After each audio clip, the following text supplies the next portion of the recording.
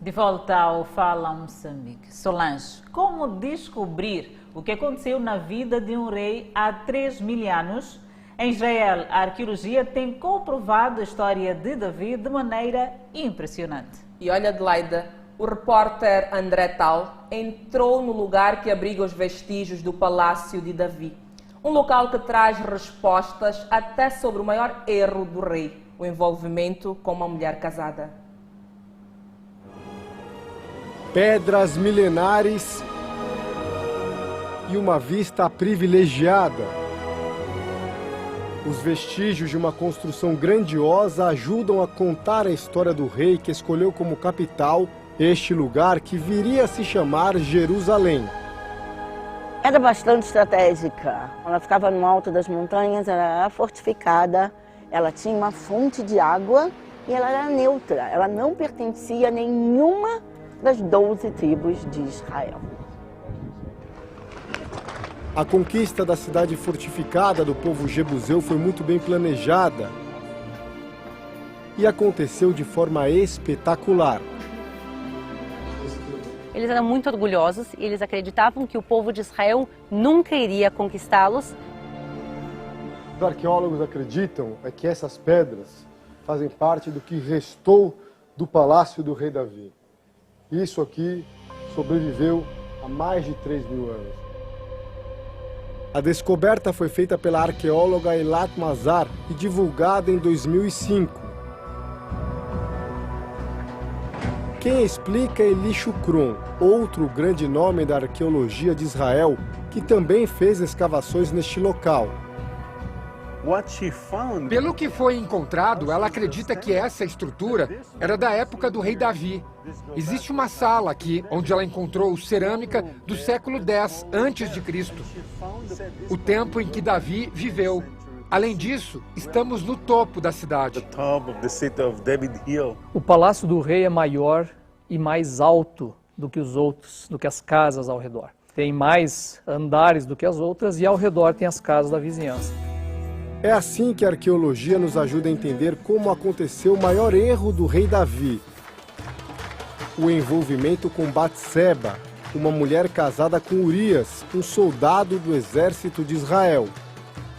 O que também impressiona os especialistas é a localização do chamado Palácio de Davi. Justamente por ser tão alto, no topo da cidade, isso seria um indício de que a passagem entre Davi e Batseba realmente teria acontecido nesse local. Seria aqui que Davi teria admirado a beleza de Batseba. Eram tempos de guerra, mas naquele final de tarde Davi estava em seu palácio. Davi quis ficar, não ir para a guerra. Foi um erro. E foi quando ele olhou a Batseba, era tarde. E diz a Bíblia que ele se levantou da cama, né? Vamos dizer assim, que ele estava dormindo à tarde. E ali ele está, né, parado, sem fazer nada, olhando pelo terraço dele, e ele vê uma mulher se banhando lá embaixo. Naqueles tempos, o banho das mulheres normalmente acontecia no período noturno, uma forma de evitar os olhares de estranhos. As construções em Jerusalém elas eram muito próximas, eram encostadas uma nas outras. Então, você tinha o risco de ser visto pelo seu vizinho, e isso não era considerado adequado. O banho se tomava à noite, porque era escuro, ninguém podia ver nada. Só que Batseba, ela quis tomar banho, ainda estava claro, porque estava ainda à tarde. Davi já tinha se casado com 7 mulheres, uma fraqueza que vem sendo retratada na superprodução Reis. Na 6ª temporada você viu aí o Davi se casando. Foi constrangedor vê-lo se casando. Mas na 7ª você vai entender o quanto isso foi ruim para ele. Davi mantém um interesse mesmo sabendo que Batseba era casada. Essa história de Davi e Batseba, ela é extremamente paradigmática para ilustrar esse perigo do governante humano que Deus já tinha alertado o povo. O marido de Batseba era o guerreiro Urias, um homem íntegro que segue a fé de Davi. Eu quero dançar. Ele respeita Davi exatamente por isso, porque vê em Davi exatamente o homem que é escolhido por Deus, e é por isso que ele o respeita. Mas quando Davi vê Batseba, tem uma atitude impensada.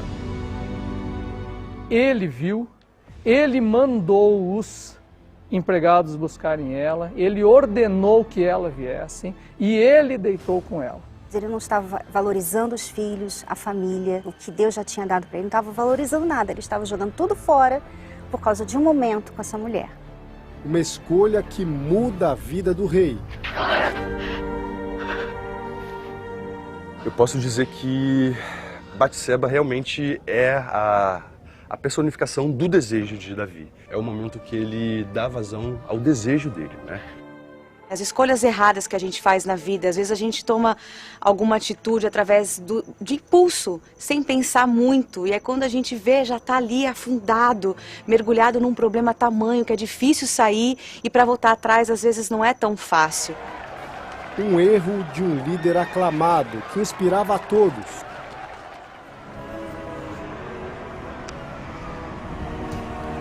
No sítio arqueológico da cidade de Davi também encontramos indícios de um dos momentos mais bonitos da história do grande monarca.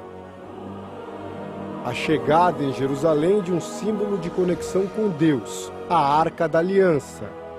A Arca da Aliança é um objeto sagrado e você tem dentro dessa Arca da Aliança os famosos 10 mandamentos. Esse é um local fascinante, emociona a gente estar aqui, porque depois de conquistar Jerusalém, Davi sabia que precisava trazer a Arca da Aliança para a nova capital. A ideia dele era levar a Arca da Aliança para um novo templo, só que Davi não teve oportunidade de construir o templo em Jerusalém.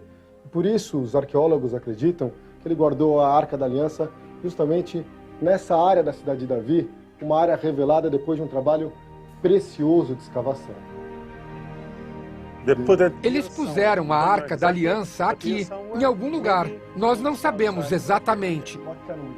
Neste sítio arqueológico existe um local para sacrifício de animais e outro onde se produzia azeite para unção.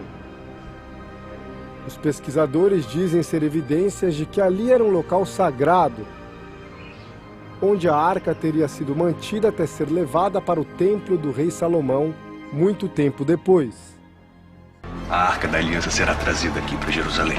A chegada da arca será retratada na superprodução Reis.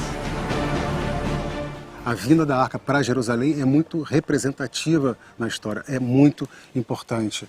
E um desafio de produção muito grande, gravar a chegada da arca. Mas como um homem que errou segue admirado até os dias de hoje? O Davi foi o melhor rei de Israel, né? De acordo à Bíblia. Foi que iniciou uma dinastia. Todos os reis de Judá são descendentes de Davi. Ou seja, inclusive tem um conceito chamado a casa de Davi. E por isso as crianças cantam David Melech Israel, Chai Chai Vekayam. Ou seja, Davi, rei de Israel, vive, vive e existe. David Melech Israel, Chai Chai Vekayam. Fé, emoção, erros, arrependimentos, superação. Uma trajetória que vamos acompanhar na superprodução Reis. A gente vai ver um pouco Davi lutando, um pouco Davi lá com as questões políticas dentro do palácio, com as questões pessoais, com as esposas, com todas as esposas, né? Na sétima ele está com praticamente todas lá no harém. Então é um mix de tudo. Eu entrego a minha família em tuas mãos. A gente tem o ápice dele, o arco dramático, onde ele tem uma ascensão em Jerusalém, na vida militar, na vida em casa. Ele está na crista da onda. E é justamente no auge que acontece o pecado, e que ele cai. E é com essa queda que ele se humaniza.